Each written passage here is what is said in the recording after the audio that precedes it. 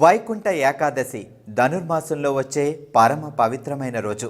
ఈరోజు ప్రతి ఒక్క విష్ణు దేవాలయాల్లో, అలాగే ఆయన దశావతారాలు కొలువై ఉన్న ఏ దేవాలయంలో అయినా తప్పనిసరిగా ఉత్తర ద్వార దర్శనం చేసుకుంటారు.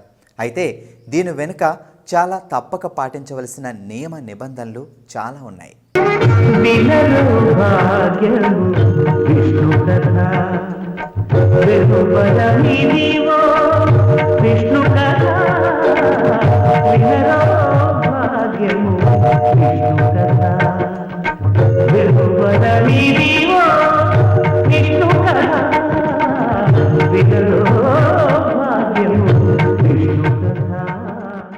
వైకుంఠ ఏకాదశి రోజు ముక్కోటి దేవతలు వైకుంఠం యొక్క ఉత్తర ద్వారం ద్వారా విష్ణుమూర్తిని దర్శించుకుంటారు. అందుకే ఇక్కడ కూడా భక్తులందరూ దేవాలయాల్లోని ఉత్తర ద్వారం ద్వారా ఆ దేవదేవుణ్ణి దర్శించుకుంటారు. దీన్నే వైకుంఠ ద్వారం అని కూడా అంటారు.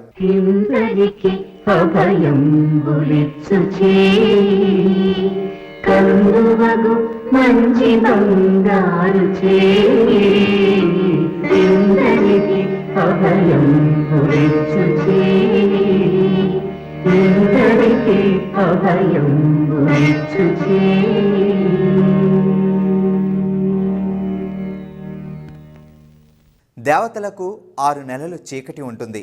అది వారికి ఒక రాత్రితో సమానం. అలాగే 6 నెలలు వెలుగు ఉంటుంది. అది ఒక్క పగలుతో సమానం. అయితే ఈ వైకుంఠ ఏకాదశి రోజున వారికి పగలు మొదలవుతుంది. అందుకే దీనిని ధనుర్మాసం అని కూడా అంటారు. ఈ వైకుంఠ ఏకాదశి అంటే 3 కోట్ల ఏకాదశులకు సమానమైన పవిత్రతను కలిగి ఉంటుంది. అందుకే ఈరోజు నియమ నిష్టలతో ఒక క్రమ పద్ధతిలో విష్ణుమూర్తిని పూజించుకోవాలి.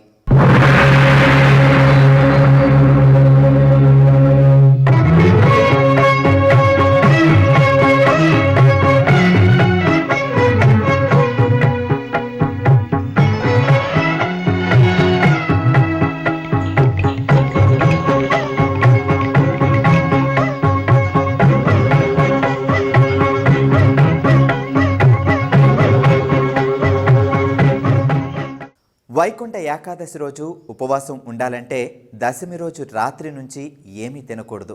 అలాగే వైకుంఠ ఏకాదశి రోజు కూడా తులసి తీర్థం తప్పించి ఏదీ తాగకూడదు, తినకూడదు. ఆ రోజు మొత్తం ఉపవాసం ఉండాలి. దానికి తోడు ఎవరితో కూడా అబద్ధం చెప్పకూడదు. ఇక స్త్రీ సాంగత్యం, చెడ్డ పనులు, చెడు ఆలోచనలు వంటి వాటిని అన్నింటినీ అస్సలు దరిచేరనివ్వకూడదు. ఇక రాత్రంతా జాగారణం చేసి మరుసటి రోజు ఒక అతిథితో కలిసి భోజనం చేయాలి. అలాగే ద్వాదశి నాడు అన్నదానం చేయడం అత్యంత పుణ్యం.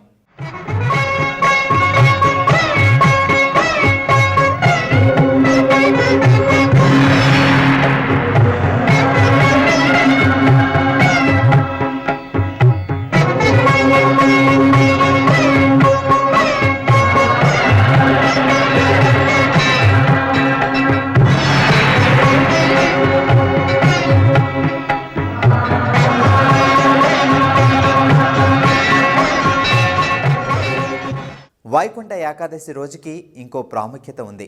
లోక కళ్యాణం కోసం శ్రీకృష్ణుడు అర్జునుడికి భగవద్గీత ఉపదేశించింది కూడా ఈరోజే. అందుకే ఎక్కువ మంది ఈ ఏకాదశి రోజు భగవద్గీత పుస్తకం దానం చేస్తారు.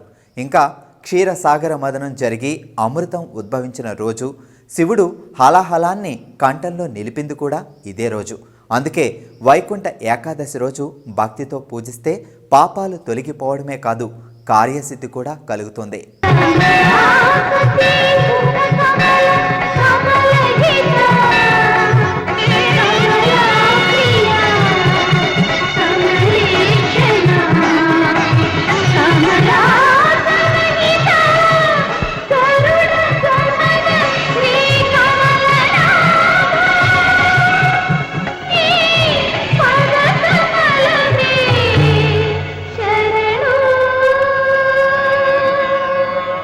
వైకుంఠ ఏకాదశి రోజు తెల్లవారుజామునే లేచి తలస్నానం చేసి తెలుపు రంగు బట్టలు వేసుకోవాలి.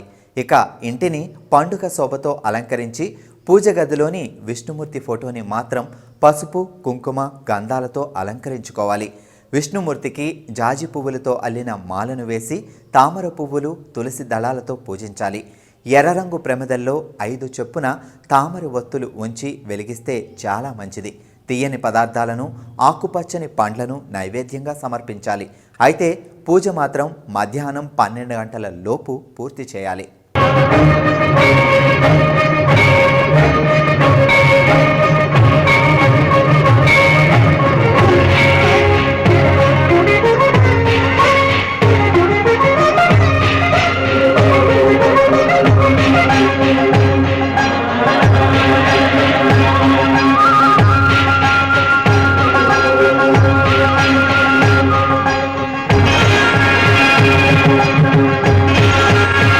విష్ణు పూజ పూర్తయిన తర్వాత గీతాపారాయణం, గోవిందనామ స్మరణం లేక పురాణ కాలక్షేపం చేస్తే మంచిది.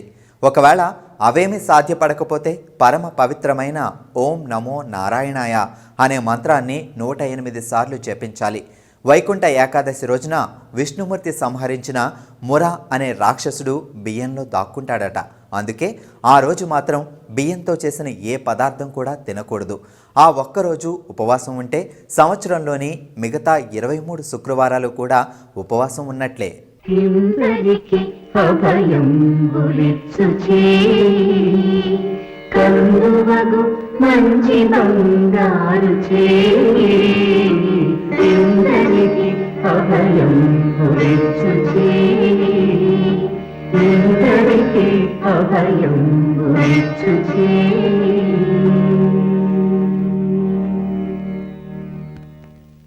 మురాసురుణ్ణి సంహరించిన శక్తి పేరు ఏకాదశి. ఆమె విష్ణువు నుండి ఉద్భవించింది. ఆమె ఆ రాక్షసుని సంహరించినప్పుడు విష్ణుమూర్తి ఇచ్చిన ఆశీస్సులతో ఆమె అంతగా ప్రాచుర్యం పొందింది. అయితే ప్రత్యేకించి పుత్రద ఏకాదశిగా భావించే ఈ రోజు గనక ఆ వ్రతాన్ని ఆచరిస్తే సంతానం కలుగుతుంది. పురాణాల్లో దీనికి సంబంధించిన అనేక కథలు కూడా ఉన్నాయి. అందుకే పిల్లలు లేనివారు ఈ ఏకాదశి వ్రతాన్ని ఆచరిస్తే విష్ణుమూర్తి అనుగ్రహంతో సంతానం కలుగుతుంది. ఇక ఏకాదశి రోజు రంగనాథ స్వామిని ఎక్కువగా పూజిస్తారు. శ్రీరంగంలో వైకుంఠ ఏకాదశి ఉత్సవాలు ఏకంగా 21 రోజుల పాటు అత్యంత ఘనంగా నిర్వహిస్తారు. తిరుమలలో కూడా ఆ రోజు అందరినీ వైకుంఠ ద్వారం ద్వారా లోపలికి అనుమతిస్తారు. ఆ ఒక్కరోజే మాత్రమే వైకుంఠ ద్వారం అని పిలిచే ఉత్తర ద్వారం తెరిచి ఉంటుంది.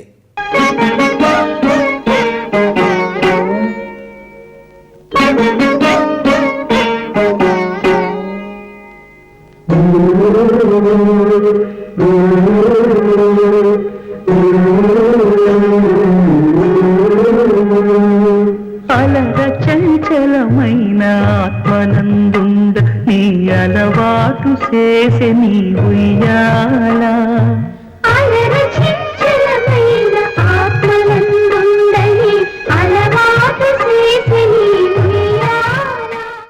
ఇది అత్యంత ప్రసిద్ధి పొందిన పరమ పవిత్రమైన వైకుంఠ ఏకాదశి రోజుకి ఉన్న అసలు అర్థం, పరమార్థం. ఈరోజు చెప్పిన నియమాలతో భక్తి శ్రద్ధలతో విష్ణుమూర్తిని పూజిస్తే పాపాలు తొలగిపోయి సకల శుభాలు కలుగుతాయి. ఓం నమో నారాయణాయ.